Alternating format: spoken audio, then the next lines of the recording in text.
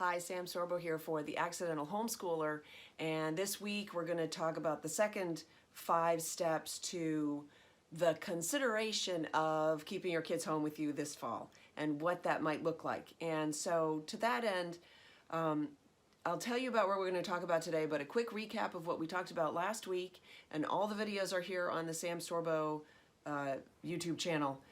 First, you're going to make a list of pros and cons. Then you're going to think about the chores and sort of how to integrate the children into the daily life in the house as opposed to sending them away all day. Then you're going to reach out to homeschool groups and try to connect with some people who are already on this journey, and maybe they can give you some guidance. And you want to feel that there's a sense of community for you to be a part of, because you're going to be leaving a school community. So you want to make sure that there's some place that you can go if that's something that you need. I found that it was something that I needed. So I needed to connect with home educators who were already doing this, so that I could have something to aim at. Oh, that's what that looks like. And that's partly why I do these videos. But you can reach into your community. There are plenty of home educators who are just happy to embrace new people and give them some guidance and some advice and some tips and stuff like that. Then you're going to check out some books. Get some books about home education, and I've gotten some great responses on that video of people who just went out and ordered that book. There are plenty of books. That was just one example. And just sort of read up on it. Take a look. Explore, right? So it's a learning process for the parent. And that's a very important thing, because if you think that when you had your kids that you were like, okay, I'm perfect now and I don't need to learn anything because I know how to get this stuff done. Yeah, well, you had some lessons coming to you, right? And so this is one of those, this is a furtherance of that idea. And then finally, I asked you last week to go over your pros and cons list and make a task list to address the pros and the cons so that you could better put them into order.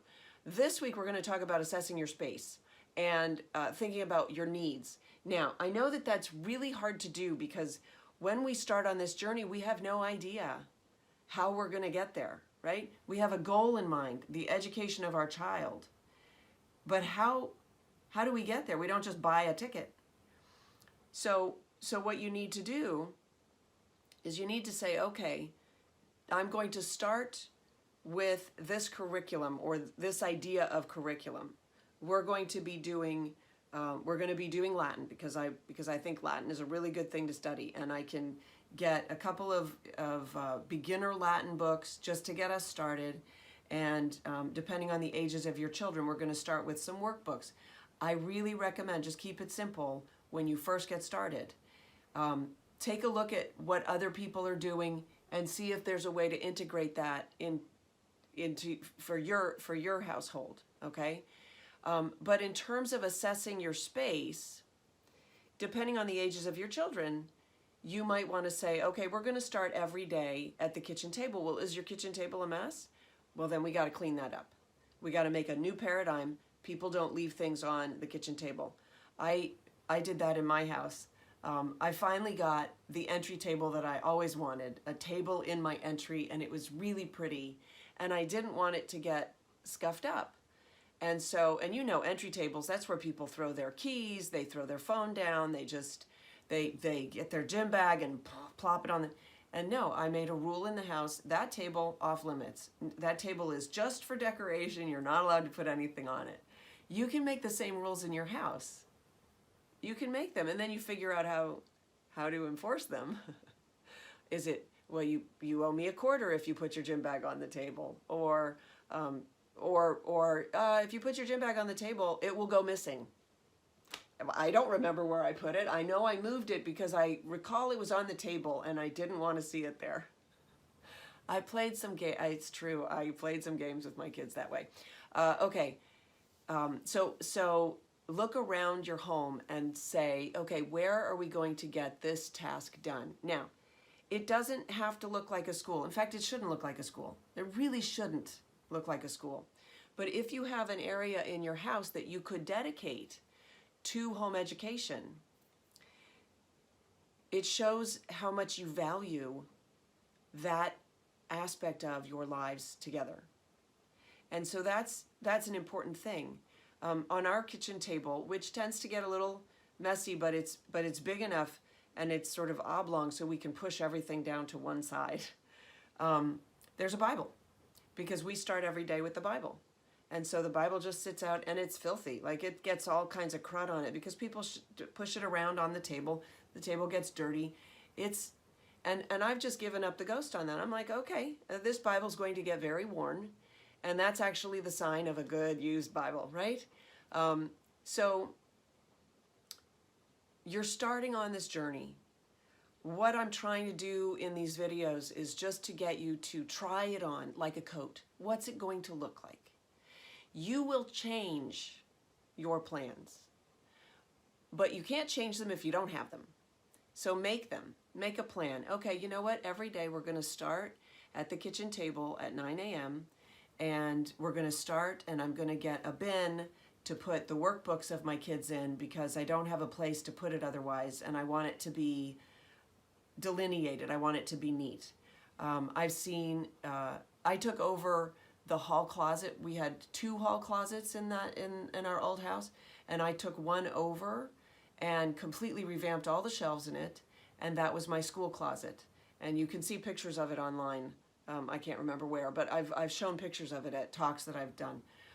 And that was my school. So that's where all the school stuff was.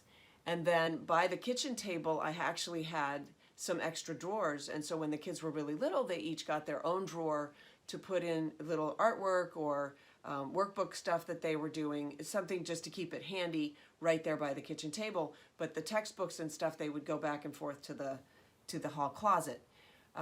So that's how I got it done. But I've seen people who their entire breakfast nook is just for homeschool. There's the idea that in the center I had a Lazy Susan, and so I grabbed my Lazy Susan. I'm like, well, that's useful for something, and I'd never used it before because we didn't do like big sit-down dinners where we needed a Lazy Susan to put all the condiments on or whatever. But I grabbed the Lazy Susan and I made a little bin of school supplies. So tape, mini stapler, I put some stamps in there because I liked using stamps for the kids, Gold Star, that kind of thing. A bin, a cup with all the pens and pencils in it,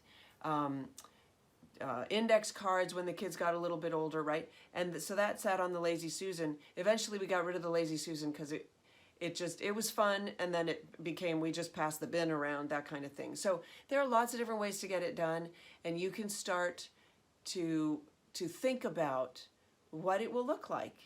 And then just understand, it's not set in stone. You're just taking steps. You're just embarking, and it'll change on the way. Okay, so that's the video for today. Tune in again tomorrow. Go to samsorbo.com. Take a look at my books. I'll just flash them up here. This one is a great book to do for families. It's about teaching our children virtuous characteristics, and you might get something out of it too for yourself. True Faith came out.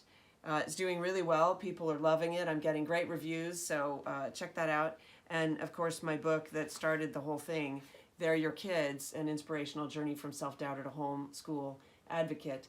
This will convince you that not only should you homeschool your kids, but you can.